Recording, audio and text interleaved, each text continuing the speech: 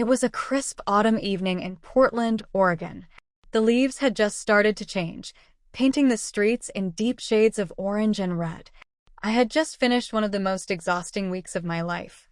Meetings stacked on top of deadlines, clients demanding impossible timelines, and my boss reminding me every day how replaceable I was if I didn't perform. By Friday, I was broken. I felt like I had nothing left to give. And for the first time in years, I admitted to myself that I couldn't keep pretending I was okay.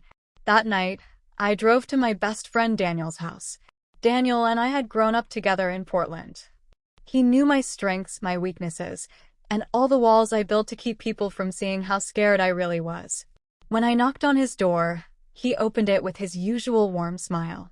But the moment he looked into my eyes, his smile faded.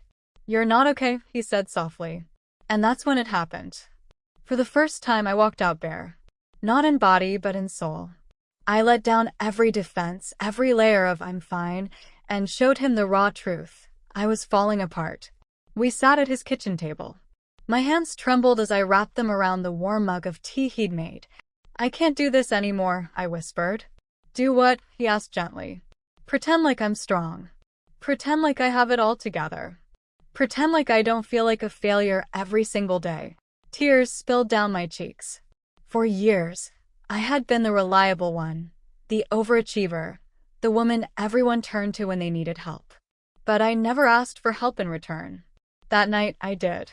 Daniel didn't interrupt. He let me pour it all out. The long hours, the pressure, the loneliness, the gnawing fear that maybe I wasn't enough. When I finally stopped, he said something I'll never forget. "You don't have to carry this alone." That night, I asked Daniel for something I had never asked anyone before: help. "Teach me how to stop being so hard on myself," I said. "Teach me how to live again, not just survive. Because if I keep going like this, I don't know how much longer I can last." He looked at me for a long moment, then nodded. "Whatever you need, I'll help," he said. "But you have to promise me one thing: you'll be honest. No more hiding.